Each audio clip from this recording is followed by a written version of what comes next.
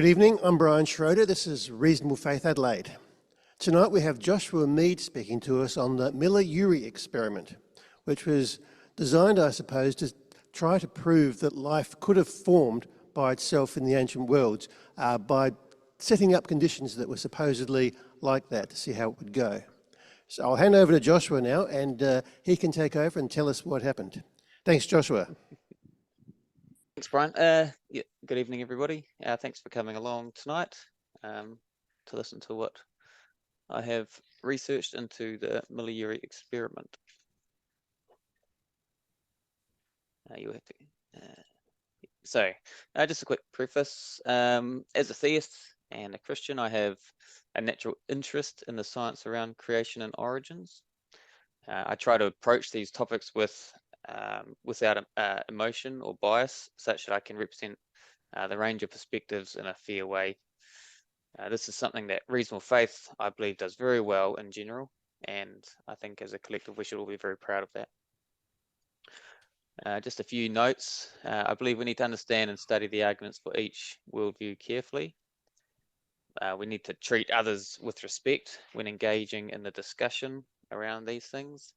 And we should try not to wear our heart on our sleeve insofar as,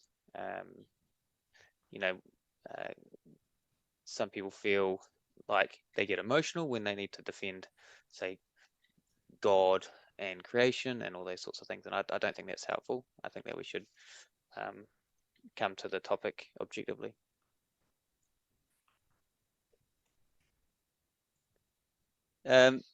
Kind of what motivated me to do this talk, I was watching some recent debates between these two gentlemen, Professor James Tour and Dave Farina.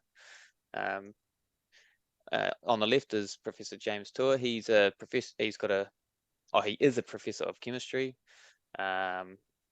material science, and nanoengineering from Rice University in Houston, Texas.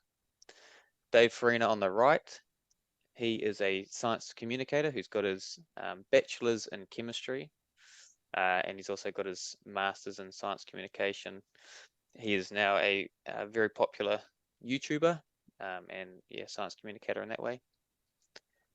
So him and Professor James Tour have recently had an online debate which sheds a lot light on a lot of the issues surrounding the origin of life, and I would highly recommend taking the time to look them up and watch their content and critique it for yourself. I would have a criticism when it comes to maybe the way that Dave approaches it. He does tend to come across quite militant in some ways, or derogatory towards James, which I do struggle with a little bit. But he has some fair points, and so I would highly encourage people to watch them. So the contents of tonight's talk, I'm going to have a quick recap on carbon-based life, sort of briefing over amino acids and proteins, carbohydrates, lipids, nucleic acids, also brief over enantiomers and chirality. Then I'm going to quickly discuss the stages of abiogenesis, or as they are sort of laid out. Then we're going to cover the Miller-Urey experiment, the problems of homochirality, the problem of polymerization, and the chicken and the egg, and some of the arguments for and against these issues. Finally, I'm going to wrap up with a couple of non-arguments, or that's what I've sort of called them here, where I think that theists in general come at some of these issues with arguments that are straw manning, and so I think, it is my opinion that we need to be a little more tactful with the arguments that we bring forward, to some of these things. Okay, so just to recap on carbon-based life, there's the I've done 3 of the 4 main ones here. So there's also carbohydrates, which I haven't put in here, but nucleic acids are obviously your DNA and your RNA. proteins and peptides. That's a very simplified image, but it's just to show that proteins are made up of tiny little amino acids, which are the little orange balls represented there. And then there's also lipids, which are effectively what our cell membranes are made up of, and they are also found in other substances like soaps and things as well. Okay, so you just to hone in on the amino acids and proteins. So there's a sort of more of a chemical diagram of how these amino acids join together using dehydration, so water is released. Yeah, and so it zooms up on one of the amino acids there, just to show roughly how it works. And then obviously these chains of monomers basically fold and pair along themselves to create these complex molecules which have active regions which yeah, do all sorts of enzyme action and all that sort of stuff. So they are truly amazing. Oops, sorry. So the second that I covered there was lipids. So these are polarizing molecules. So the non-polar tails and the polar head group. So the tails basically are attracted to each other, and the heads are repelled. So you end up getting kind of these amazing structures just by grouping them together. So you kind of get form, yeah, something like bubbles, for instance, like this is what you get when you put them all together. And so the third one there was the nucleic acids. So here we've got DNA and RNA, although actually in the wrong order there. So on the right we have the DNA, which is a double helix molecule, and on the left we have RNA, which is just a single stranded helix. As you can see there, it's got a sugar backbone. Sugar phosphate is the helix part, and then there's also the nucleobases, which effectively make the rungs.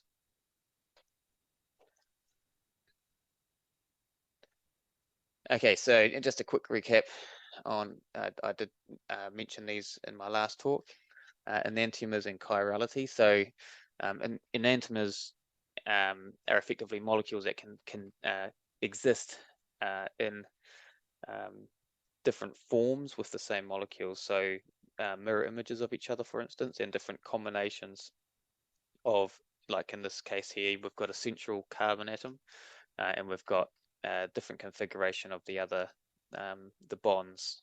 So we've got a left-hand form there and a right-hand form there.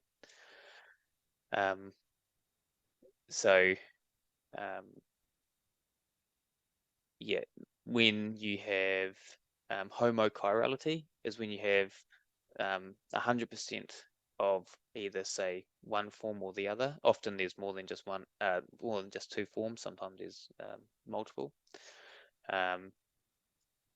Yeah, so yeah, homochirality means that you've got all left-handed or all right-handed, etc.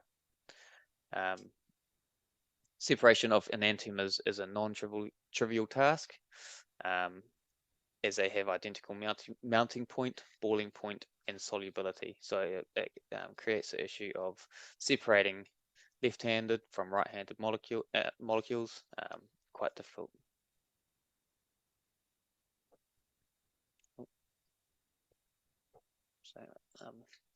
Okay, so the stages of abiogenesis as stated. So the first stage is the generation of small biomolecules. So this is effectively creating these small monomers, and yeah, so making sure that they are homochiral in a lot of the life forms that we have around today.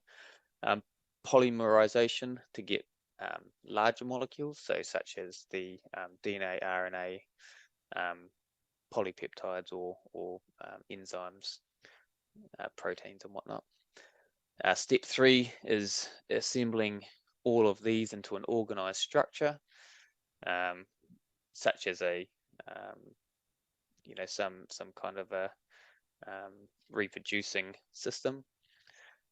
And then the fourth stage there, which I think is very similar to the third stage, is some kind of a cellular prebio, sort of a early cell which is capable of reproducing. So that's kind of the 4 stages there that need to be explained. So what was the Miller-Urey experiment? In 1952, amino acids were created for the first time in a lab using conditions that were thought to mimic the early prebiotic Earth. The process mimicked cyclic heating and cooling, as well as the energy input through the use of a spark. The spark was to mimic lightning strikes. The experiment used methane, ammonia, hydrogen at a ratio of 2 to 2 to 1, and also water. After running the experiment for a number of days, the reactions resulted in the production of a handful of amino acids. So that's what happened. So the tests, so there's been numerous tests conducted since the Miller-Urey experiment that also resulted in higher varieties of amino acids, as well as other small compounds. The series of experiments include the following. So there was the electric discharge, which was the Miller-Urey experiment. There's ultraviolet radiation. They tried using high temperatures and pressures, alkaline hydrothermal vents, other primordial soup simulations, and also iron sulfur world theory experiments as well. So these are just some kind of other areas of research that people are going into to see basically what they get when they put it under different early Earth conditions. Without a chiral influence, for example, a catalyst or a solvent or a starting material, a chemical reaction that can make a chiral product will always yield what they call a racemic, which is kind of like an equal mix of both left-handed and right-handed molecules. Therefore, the resulting compounds, therefore chiral resolution, which is the separation of these isomers, is necessary in order to render the racemic mixture suitable for polypeptides or other sort of life molecules for life.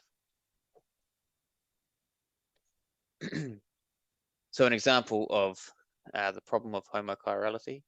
So to make nucleotides and therefore DNA and RNA, one first has to make ribose. Ribose, which is the backbone there, is a pentose sugar that has 3 stereogenic centers leading to 8 possible isomers. So any enantiomers, types that are problematic and will basically result in a corrupted nucleic chain. So yeah, any deviation from having the pure enantiomers results in a failed double helix or single helix. Okay, so this is some of the research that has been done into how they can actually separate these enantiomers to make a homochiral substance. So some scientists suggest that certain chemical reactions could have favored the formation of one enantiomer from the other. Chiral catalysts, the presence of the chiral catalyst, like a mineral or other molecules, could have driven the formation. Chiral amplification, so effectively they say that they can be separated through repeated chemical reactions. So if there's a chemical reaction that separates it, then that can provide that homochirality. Physical processes, so photolysis.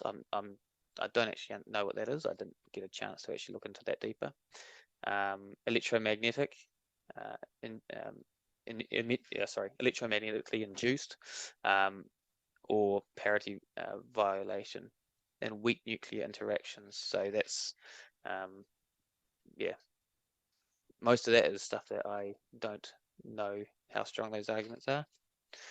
Chemical evolution, simple molecules could have evolved to more complex ones, which then could have led to a high homochirality.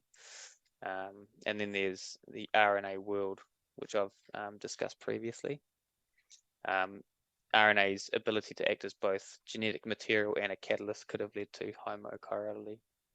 So these are some, and then there's some more here. I'm not sure, I won't list all of those because in my opinion, a lot of these are almost topics in of themselves, but here I've listed another, the rest of them there. So we've got mineral surfaces, primordial soup, just saying that some of the actual chemicals in the primordial soup might have favored.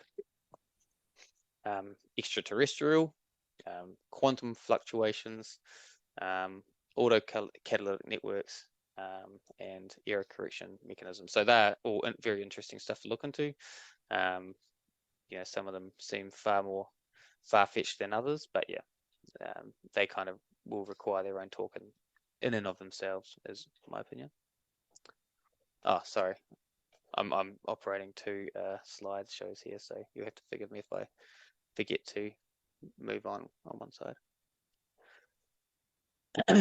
The problem of polymerization, watery conditions. So polymerization in water during early Earth is a topic of ongoing debate. While water is essential for life, it can also hinder the polymerization due to hydrolysis. Water can break down these polymers, making it a challenge to form and maintain them. Dilution, water can dilute reactants, reducing the likelihood of polymerization. And furthermore, temperature, water's high specific heat capacity can buffer temperature fluctuations, making it hard to achieve the necessary energy for polymerization. So there's three kind of challenges that abiogenesis scientists and researchers face. And once again, there's a list of 7 ways that researchers believe that they can overcome the problem of polymerization. Once again, I'm not going to dig deep into them, but I'll mention them here. So we've got the concentration mechanism. So evaporation, sedimentation, or membrane formation could concentrate these monomers and basically facilitating the polymerization. Chemical gradients. Mineral surfaces is one that's often brought up, where mineral surfaces can basically act as an enzyme and catalyze these chains to be polymerized. Organic co-solvents. So that's basically just kind of like a catalyst there. Energy sources, so lightning or chemical energy could initialize the polymerization. Specialized environments and prebiotic chemistry. So there's once again a bunch of research areas that people have gone into to try and explain this problem away.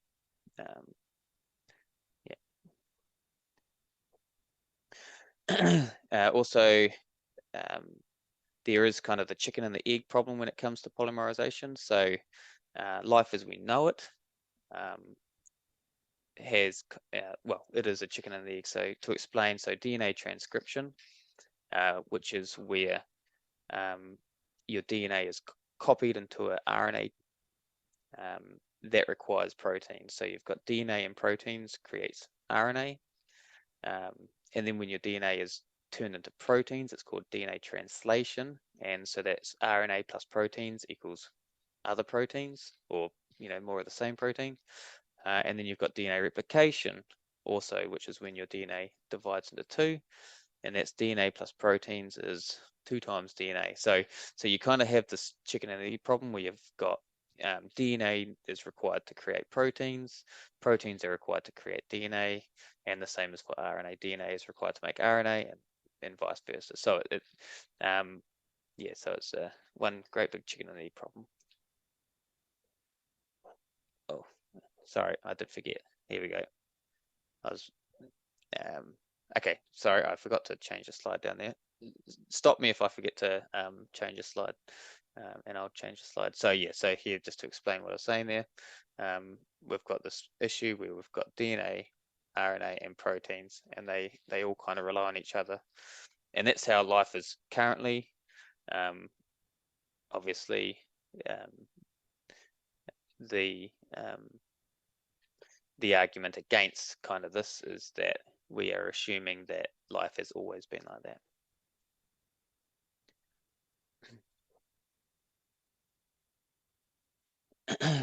So there is, one second. Yeah. So as mentioned above a little bit, so the problem of polymerization here, just sort of explain further, autocatalytic and self-reproductive molecules are vital to the origins of abiogenesis. So at the start, there had to be something that was created, sort of there, and it has to be able to self-replicate. That is the absolute Achilles heel of the argument for abiogenesis. Producing specific nucleotide change in the lab requires a fairly extensive known process known as the oligocycle. This effectively blocks the unwanted bond sites so that the correct configurations are achieved. That being said, ribonucleotide monomers, which are basically the subunits of RNA, have been shown to polymerize and produce RNA on the surface of hot clay. Which leads me onto the RNA world. So in abiogenesis research, RNA world is considered one of the most plausible answers to the issue of sort of that first reproductive molecule. Like DNA, RNA can store and replicate genetic information, and like protein enzymes, RNA enzymes can catalyze their own chemical reactions that are critical for life. So they kind of act as a enzyme as well as kind of like genetic information. So they're kind of the jack of all trades. The ability to self-replicate or synthesize other RNA molecules, relatively short RNA molecules. Relatively short RNA molecules that can synthesize others have been produced in the lab. The shortest was 165 bases long,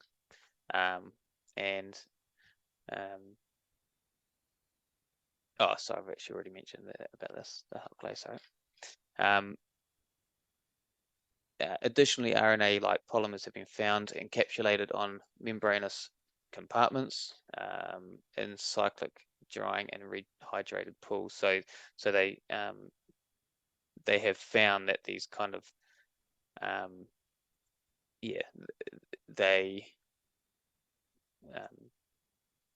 the RNA so that's kind of one of the ways that they've say that they can on the side of pools, because of the way that it's drying and wetting again. They say that polymerizes them based on the way that the monomers come together.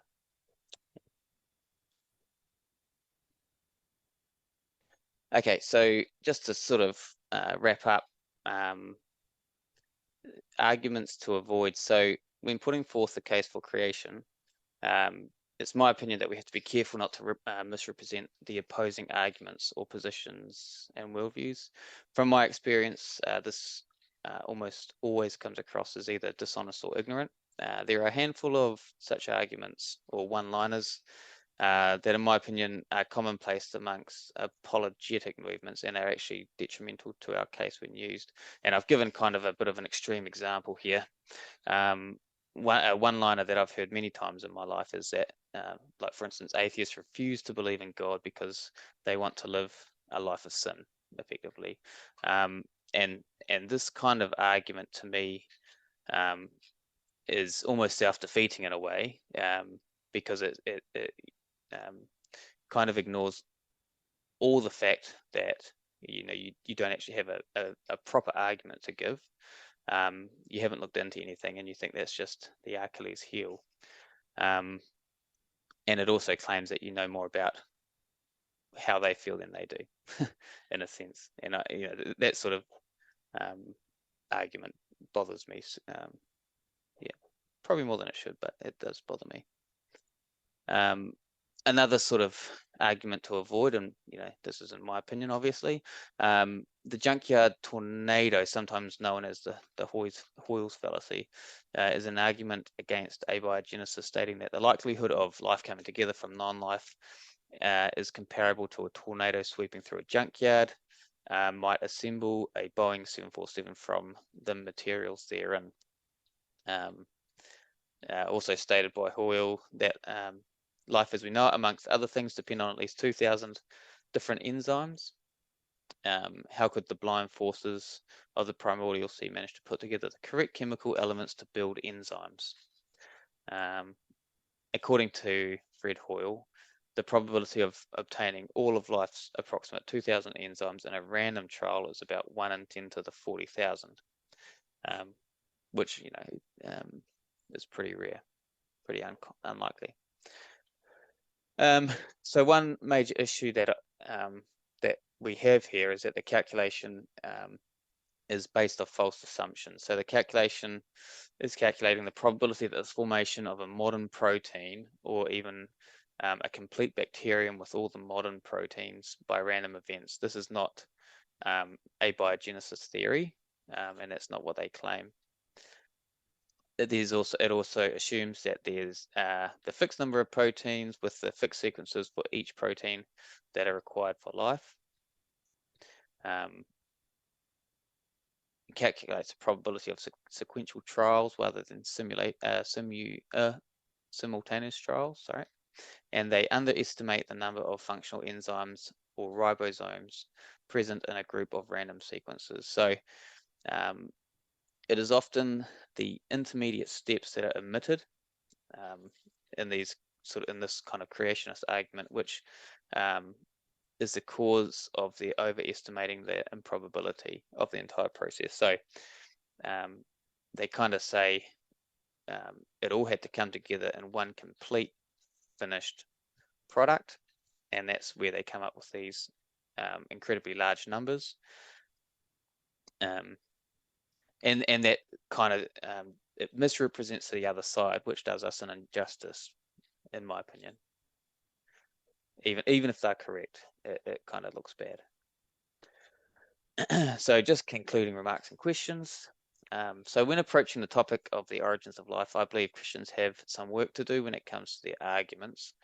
Of the many debates and discussions that I've watched on the topic, I've always been left with this feeling that the theist was perhaps underprepared, or trying to debunk a misrepresentation of the opposing worldview. And my question, I guess, to everyone here is that something that other Christians have also experienced? Or, is this just something that I seem to see?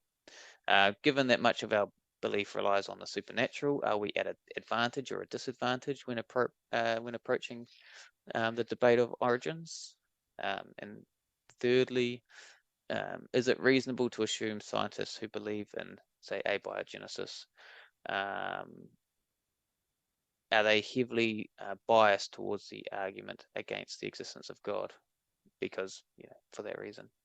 So that are the questions that I'd like to put forward for, I guess, you guys. Yeah. Anyway, so that's my talk and the questions that I have. And thank you very much for your time. I'll hand it back to Brian. Thanks, Joshua. Under the circumstances tonight, I don't think it's worth rearranging our No, chairs here. no, I There's suspect just not, a mate. few of us in the actual auditorium tonight. So we may as well go on from here. There were a few questions that came up in the chat. But, did anybody want to have anything to say before we look at those?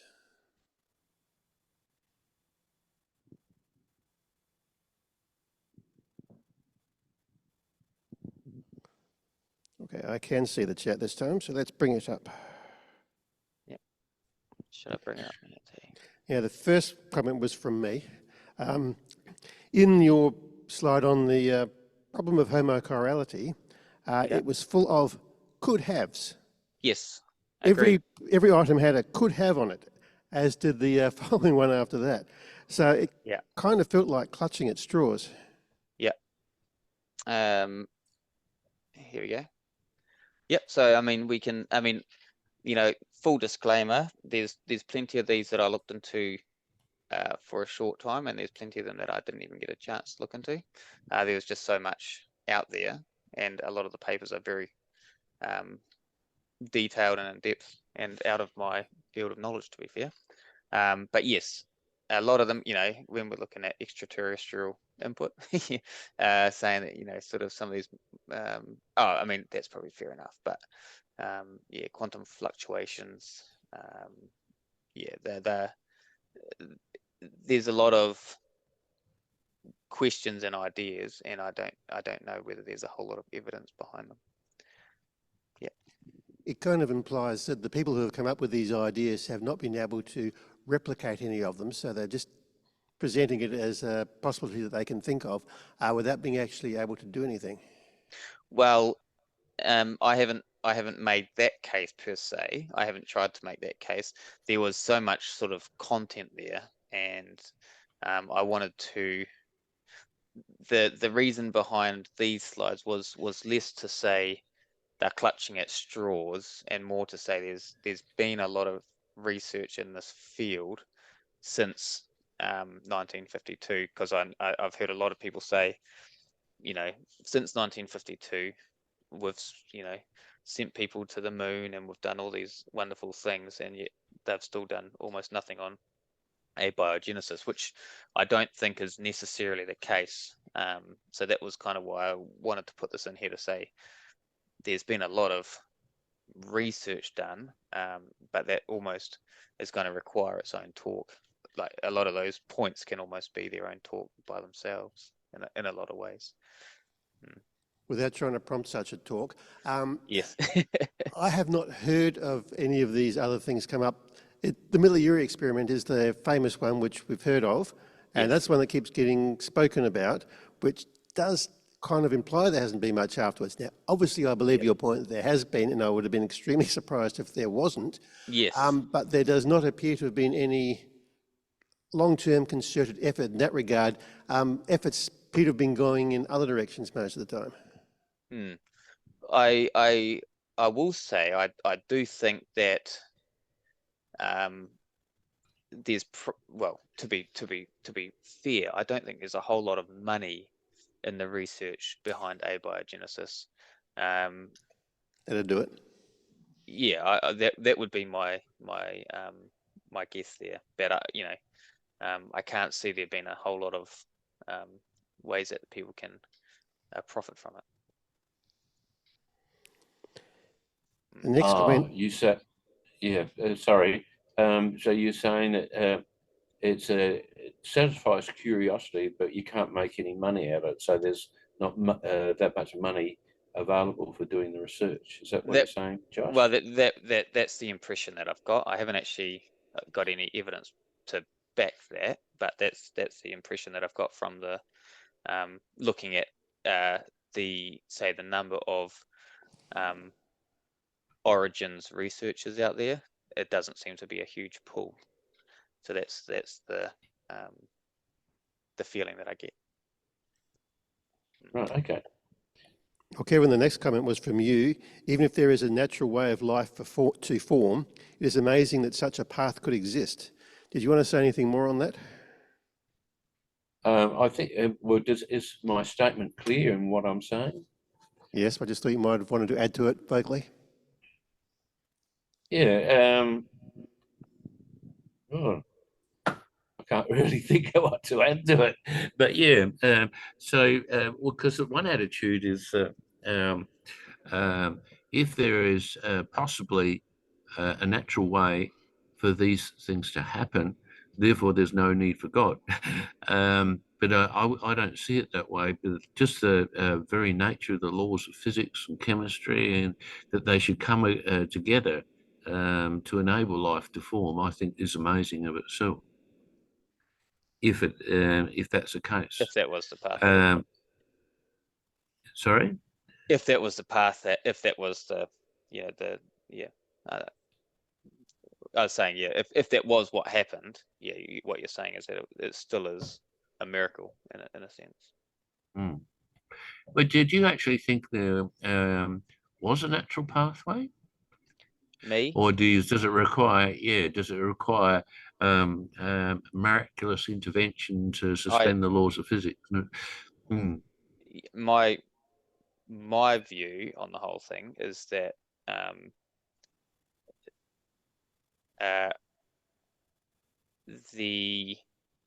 I don't believe there was a natural pathway without God intervening there somewhere.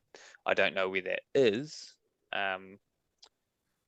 but I definitely think that it's divinely guided, if not, more so. So Yeah. There's a difference between divine, what was the term you used? Divinely guided is what I said guided. now.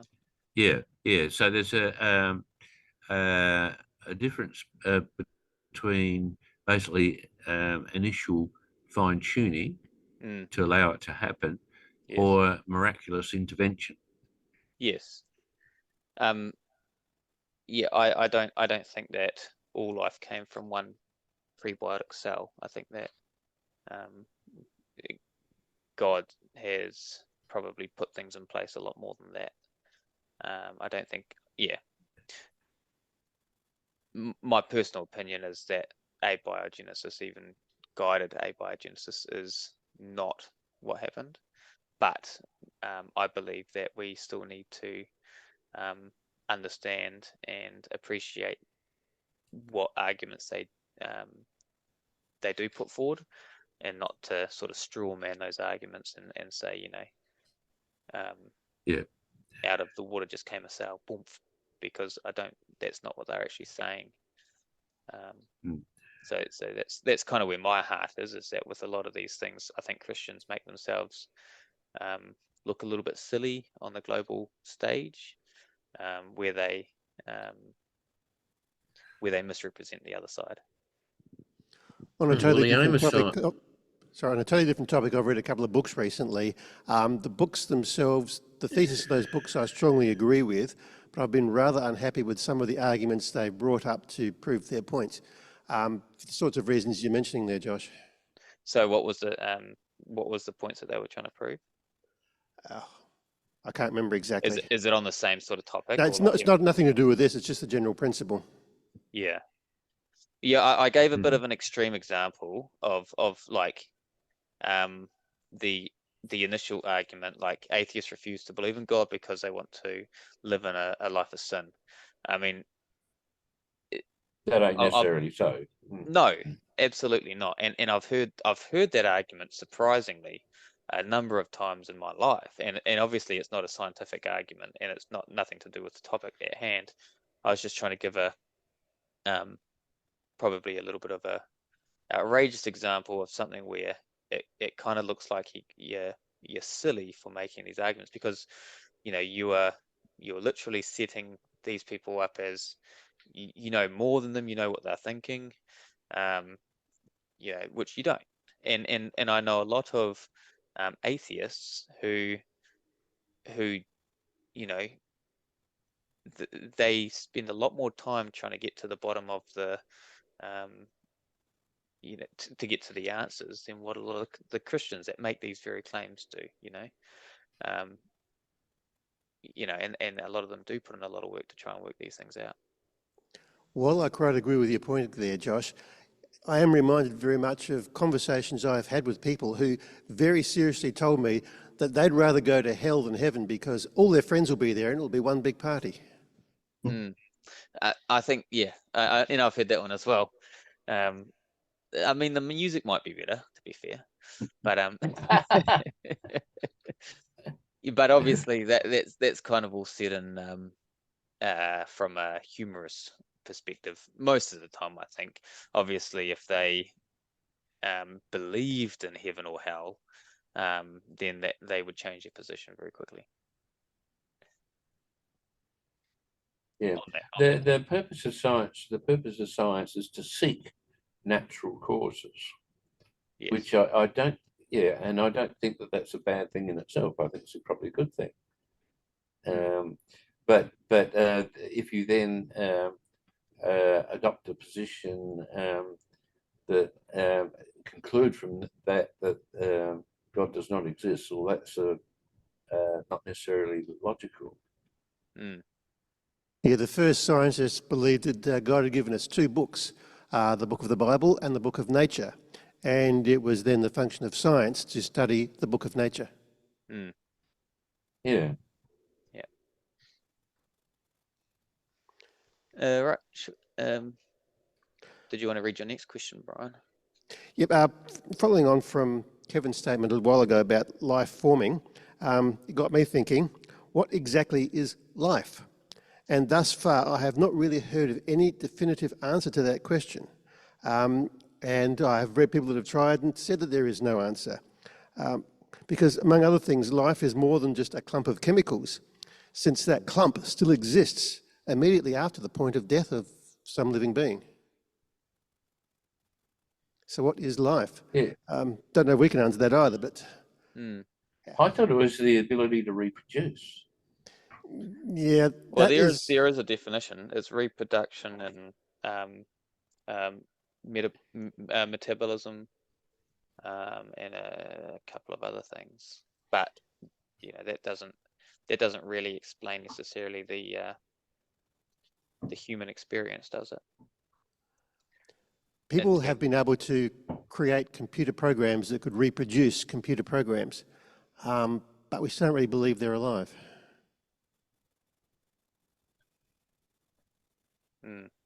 So what you just mentioned there, Kevin, is the best answer that anyone's come up with from a general secular perspective, but even those who do promote that idea aren't really happy with it.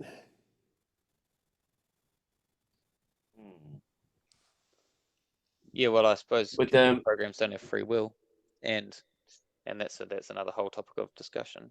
But whether yeah, free but do will bacteria have free will? or are they just are their movements and their reactions and actions a process of their chemical state? We'll have to ask them, won't we? All right. I'm not sure I can answer that question for you there, Brian, I'm afraid. No, I wasn't expecting you to, but just something to think of. You mentioned the junkyard tornado. Yes. And I've heard that one. Imagine a tornado in a junkyard producing a Boeing 747. Yeah. And based on recent incidents with Boeing, that might not be quite such a good one. But it reminded me then of Anthony Fleur's book. He was one of the militant atheists of the last century. Yeah. And then he was convinced, eventually against his will, that actually there has to be a God. And it was kind of along the line of the junkyard tornado argument, except a whole lot more sophisticated than that. And he explains it in his book, There Is a God, where it was, there is no God, with the no crossed out, there is a God. Yeah. And he became convinced as an atheist that there is a God on the basis of a much more sophisticated version of that argument. Interesting. Yeah, okay. Yeah, well, I mean, my point on that argument is that it kind of strawmans their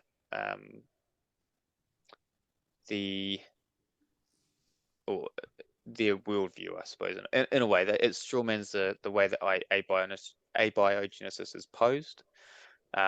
It's kind of broken up into so I'll go up to the top here where it breaks down into the five.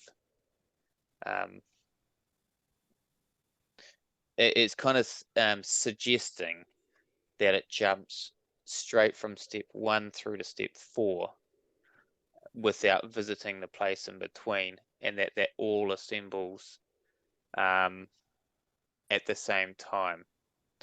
Now, that the likelihood of it jumping straight from 1 to 4 is, in my opinion, a lot less likely than it jumping from steps 1 to 2, and then steps 2 to 3, and then steps 3 to 4.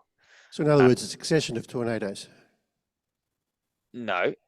So what I'm saying is that they've shown some of step 1 to step 2 happening in a lab. They've shown some of step 2 to step 3 happening in a lab. They've shown step 3 to step 4 kind of happening in a lab. And so what I'm saying is that, but they've never shown step 1 jumping its way straight to step 4. And if you were to calculate the chance of all of the molecules from step 1 randomly assorting themselves into some state which appears as this probionic cell here, that's incredibly unlikely. But as soon as you get something that is self-replicating and self-catalyzing, then those odds become more realistic. And I'm not saying that they're still likely, don't get me wrong. I mean, there's probably still impossibilities in there that, you know, I may well be unaware of. But what I'm saying is that the maths that they do to come to those numbers is a misrepresentation of these steps here, if that makes sense. Well, that's kind of the consensus, and that's how I feel about it. I may be wrong. Does that make sense? So far as Yeah, the succession of small steps is more likely than a big step. Yeah, without visiting these.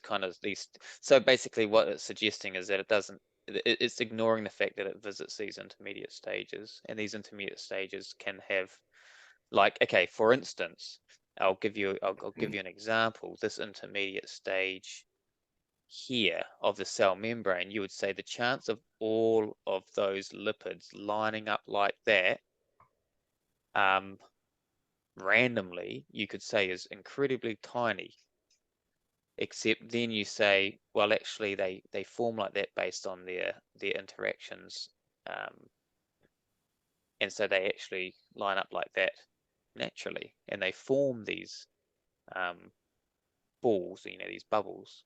And so you could make the argument that the chance of every single one of those molecules existing in that state is incredibly tiny, but you're actually incorrect in saying that, because it's guaranteed. If you put, you know, X number of these molecules together, they will do that, and when you put them in water, if that makes sense. And so you'd say the same about yeah, all of those other stages. Does it make sense? Yeah. So, you know, once again, I'm not saying that that's necessarily how it happened, but I'm just saying we've just got, as you know, as people trying to give an argument, I think we just need to be careful not to pose or to strawman their arguments. Something that to be careful of.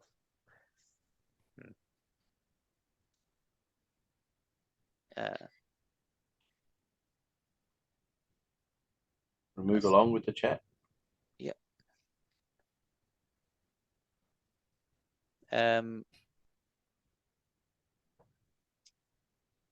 Okay, so Kevin said, can we synthesize proteins from scratch? Can we synthesize proteins from scratch? Do you understand what the question? No. I believe they can. I believe they can synthesize proteins from former or modified proteins. So if they've already got a they might be able to synthesize another protein. But like, can you actually start with chemicals synthesize amino acids and then assemble amino acids into proteins. Well, Have they that was succeeded in what doing that? polymerization was referring to. So Are when I you said, saying that they can do that? well, that was what these areas of research, which are for future me possibly to look into. Where are they? Sorry. Polymerization. Yeah, so this is what I was referring to here. So the to answer your question was kind of firstly you need the homochirality. So there needs to be a way that these well, for the majority of the proteins that we have inside our body, they are homochiral, so they're all left-handeds. I think they're all left-handeds basically. Yeah. And so you first have to have homochirality, that the issue of homochirality solved. And like I said, there's a number of places that they are looking into, and they get some results, but nothing overly conclusive. It's still it's still a very inconclusive area of science. Well, can they actually synthesize homochiral amino acids? Yep. Yeah, They they can can do they synthesize can them. do all this in a lab, definitely. Yep. So at the moment, so they can produce all of these proteins in it. So here I've mentioned, where was it? I did mention the I can't remember the name of it.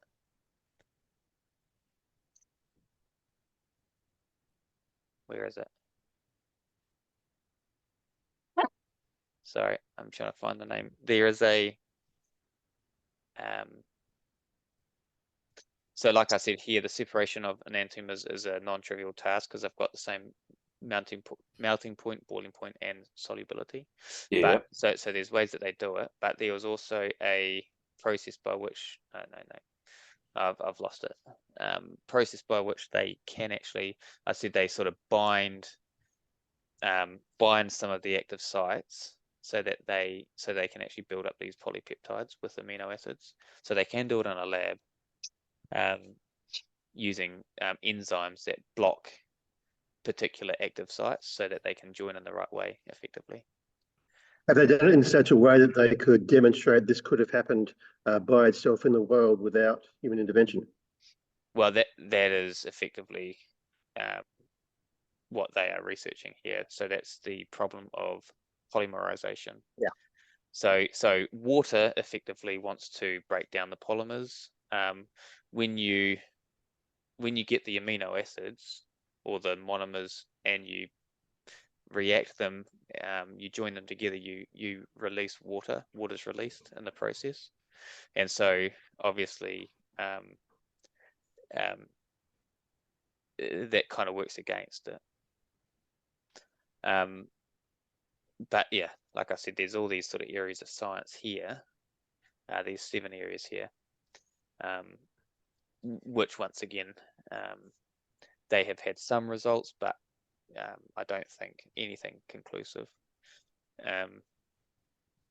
Some then people would say there's, sorry. Well, getting back to my original question, can they start with chemicals and produce a protein? Yes. Yeah, they can start with chemicals and they can create the amino acids, and then they can react them to get proteins. But the proteins, it does take a lot of massaging, a lot of sort of very technical lab conditions at the moment. Right. Because effectively you're starting off with all of the it's just just chemistry at the end of the day. You're starting off with, you know, carbons, hydrogens, nitrogen. So you've got all of the kind of the molecules or the atoms for to basically create all of the amino acids suitable for life. What I'm thinking of, one of the criticisms of the Miller-Urey experiment is that the assumed conditions are not realistic, they're not correct. Yeah, there was what was it? They were saying sometimes that it was too basic conditions or something like that, where they did similar experiments in slightly different conditions, and you know they yeah they needed different, you know, slightly different molecules and whatnot, but I think there's not a consensus at the moment what the exact early conditions were like. Okay. You know. Well, so you're saying the experiments have been repeated, I presume that they've been repeated with more realistic initial conditions. Yeah. So that's what. So they've repeated them with a bunch of other different, slightly different conditions. Yeah, I know they did use recently. I think it was early 2000s. They used a different mix, slightly different mix. I can't remember exactly what it was. But yeah, there was definitely a different mix of chemicals, very similar mix of chemicals, but different enough. I think it was more basic or something like that. I can't remember. I did read it, but yeah, didn't commit it to my memory. Oh, no. Would you like to move through the chat a bit more then? I think The chat's all finished, so it's whatever else anyone wants to say. What about the I guess I did have a couple of sort of questions in the bottom here. Did anyone want to comment on any of those? Can you bring them back up again, please? Oh yes, sorry, I had the wrong. I've got two PowerPoints going. Sorry, I forget. There.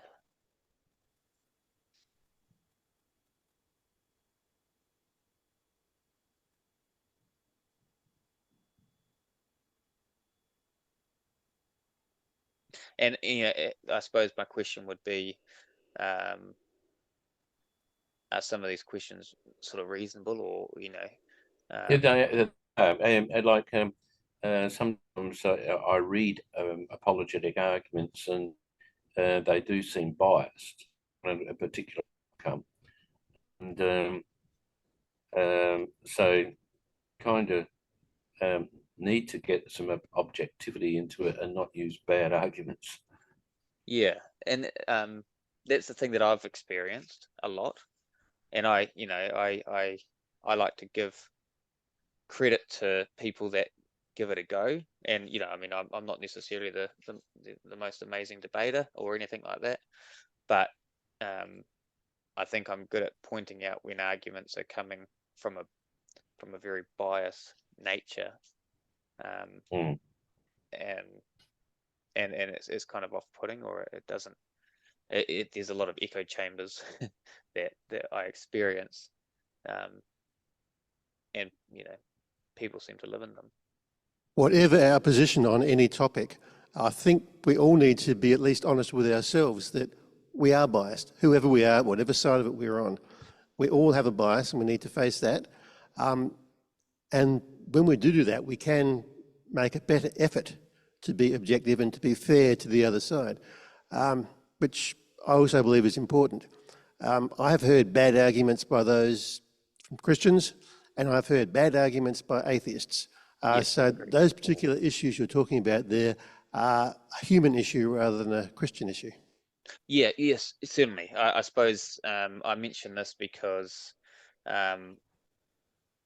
my experience would often be that it is the Christians, I suppose, that often come up with the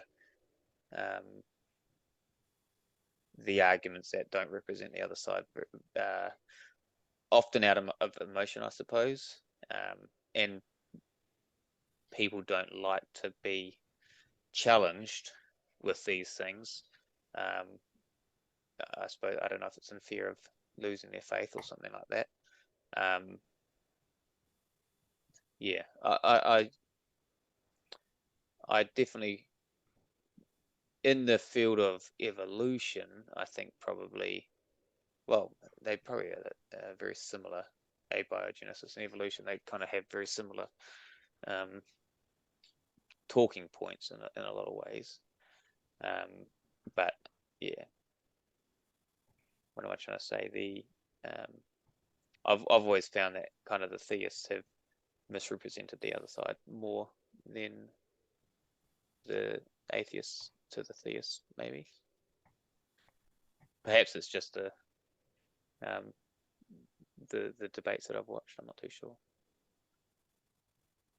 I'm more exposed to accusations of believing in flying spaghetti monsters or Oh yes, Big Daddy in the sky or fairy tales, that sort of thing. oh, I've definitely heard those ones. Yeah. Unreasonable ways to pose a worldview. Yeah. The other, I suppose, the other thing that I've come across fairly recently is that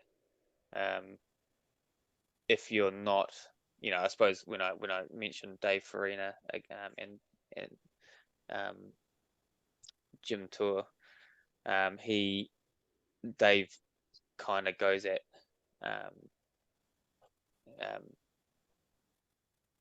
Jim, well, he calls him Jim, James Tour, is because he's a synthetic chemist, which he's sort of talking on the origins of life topic, and my opinion is that James Tour actually has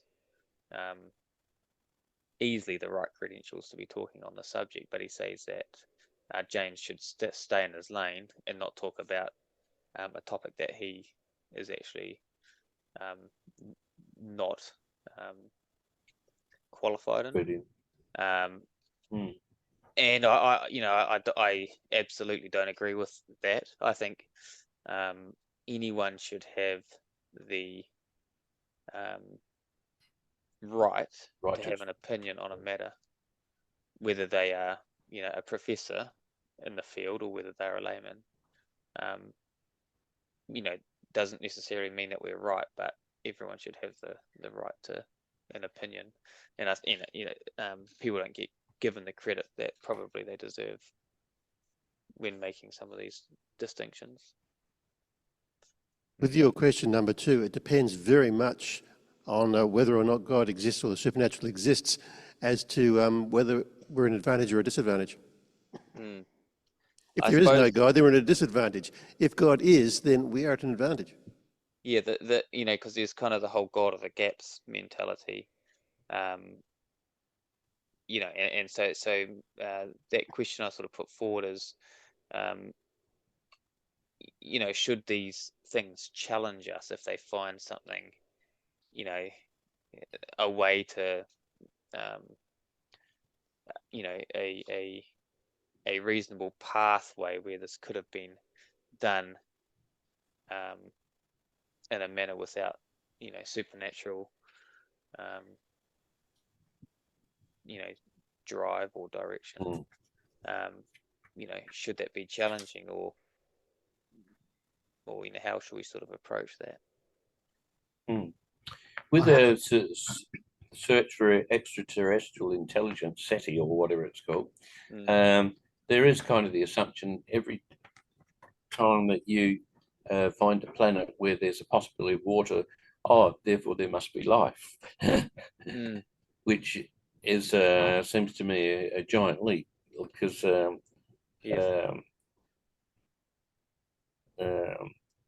there are so many assumptions in that. But there's just so much we don't know. So it's dangerous to make assumptions at all. Hmm. So somebody else is trying to talk. What does everyone else think about the junkyard tornado argument that I mentioned before?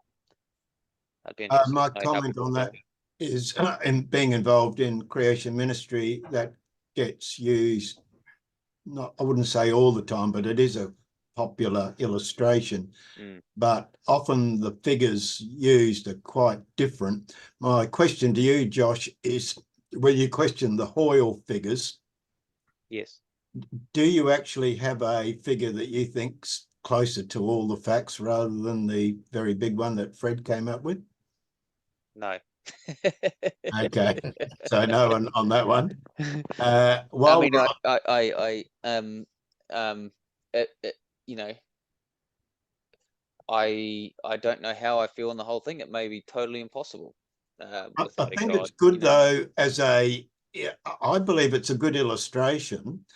I'm an architect and I'm a strong believer that to get a good design, you've got to have intelligence, you've got to have a process, you've got to bring materials together and you get an outcome. That's, you know, the basis of architecture. So when you bring in the science comparison, you know, the intelligence, the order, the function, all of that to me makes a lot of sense. But I just want to bring at this point, related to your question number 2, another question on the supernatural. I'm currently writing a book on the resurrection, and my question there is, we're told very clearly from scripture that Jesus's body chemically was a total mess after the crucifixion. He's placed in a tomb which contains his body for a 3-day period. And in the middle of that time frame, something happens that radically changes his whole chemistry, and he's not given a restored body. We're told clearly that he's got a new body with new physical properties that can move through walls without requiring a door. He can also ascend from a mountain into the heavenly realm. So it's very clear there's a radical chemical change. So to me, you can't look at life without acknowledging the spiritual component and the fact that it's not just chemicals. So my question to you is, with the supernatural, that all makes sense to us as Christians, that that's possible. And therefore we can use that in our argument for the faith that these things did happen to a real person. Yeah, well, I mean that can definitely kind of, we can accept that as an answer or as a way of thinking for that. But yeah, we definitely couldn't use it as an argument when it comes to non-believers, I suppose, in a sense. Well, it's a challenging concept that life doesn't just stop when you die. And that's the great claim in the Christian faith. I do have another question on the experiment. My question is, with all the experiment with the chemicals which we've looked at, no one's talked about what kind of container is required. We see all the tubes and the flasks, etc. But who provides and how do you get the ability to have what's called a controlled experiment out there? You talk about a primordial soup. Well, a primordial soup can be a whole lot of stuff floating around, but what is the requirement to contain it all, to bring about all the processes you very clearly described? Yes. So that is kind of hinted here, where we say watery conditions. So dilution. So if this is all in sort of in one kind of large ocean or whatever, or it might be in a pool or something like that, water can dilute the reactant. So you got obviously diluted amino acids and whatnot, and so the interactions are quite challenging because, you know, you're inside it, effectively a large body of water, most likely, or so that kind of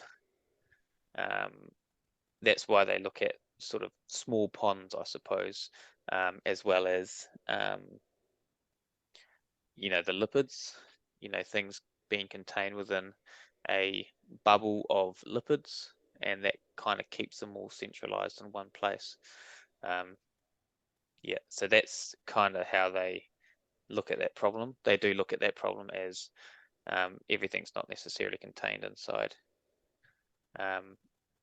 Well, how could it be kind of contained in a prebiotic earth is the question, So, and that's kind of some of their answers. If that does that answer your question? so are you saying if you had a bowl of soup, it can happen? Or is it with your diagram there, you need a sealed or a container that limits the process within a confined space? Yes. Yeah. So you're saying in a bowl it can happen. It doesn't necessarily require the apparatus that's indicated there. Yes, correct. Now there are some. I mean, I didn't actually mention it, but there are like this was Pyrex glass, and upon investigating that Pyrex glass, they actually noticed that there was because of the sort of the way that the water was, so the flame was heating the glass, it was releasing extra sort of chemical into the mixture, which was kind of catalyzing a lot of these things as well. So there is additional chemistry that was happening, and now with it being glass that doesn't do that, there was still some of these reactions taking place, but they were at a lower volume, or a lower quantity. It also required the addition of electricity by the looks of that too. Yeah, so this the whole point of this is really to simulate lightning, and heating and cooling of water, as well as some gases in the environment. So that's kind of what they're trying to simulate, and so obviously you can't simulate that outside of a lab, really, because we no longer have those early Earth conditions. Yeah, you need a controlled environment. Yeah, you need a controlled environment so the experiment is repeatable. Yes. Yeah. That's why a controlled environment is required. But that doesn't necessarily mean that the things could happen without a controlled environment. No, it doesn't. But it's the only way you can test, right? Yeah. It also brings up Kevin's earlier point about SETI and finding possibilities of water on some planet out in space. All we've got life. If they're so excited over just a little bit of possible water, where does soup and all the other conditions come from in the first place? Since it seems like it's only happened in the one place in the universe. As far as we know. Yeah. Yeah, I honestly have no idea if there are other planets out there that have either ice or huge amounts of water in the atmosphere. I don't know enough about. You haven't travelled the universe? No, not yet. Yeah. No.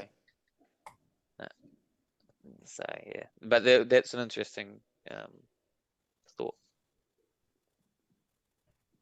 So Kevin, what do you think about that for your next trip? Out into the universe, check out the planets. Yeah. There is a tendency, if you've kind of traveled around the world, to say, I think I've seen it all now. But far from it. You just realise how much there is to see, and that's only our planet. Yeah, and you've only done you're just sort of island hopping at the moment, aren't you? Really, you're just sort of popping in, one or two cities every. Yeah, and when you go into that city, you only touch the surface. Yeah, you don't. Yeah, definitely gives an appreciation for the size of things. Yeah. So Kevin, with Easter Island, there's been a lot of work trying to explain how they move the statues and plonk them in place. but Yeah. they still haven't come up with a reason why you would go to all that trouble. So are you going to investigate that? Probably not. First-hand But witness. I've seen simulations because you ask kind of natives how did they get there, and they say they walked, which they've been able to kind of get some of these statues and tie ropes to them and rock them and get them to move. So there may be some truth in that. And so there are realistic theories in how they move the statues, but why they do such a thing is another question. Hmm. But I think that's off the topic. Oh, well, it's bringing in a bit of supernatural, isn't it? I think they were trying to do an early well, version of the Miller-Urey experiment, weren't they? But yeah, I don't think you need to come up with a supernatural explanation to describe how the statues got there. So thanks very much, Josh, for tonight. We appreciate that. Thank you. Very good. And the discussion that's brought up as well, even if some people were too amazed to comment.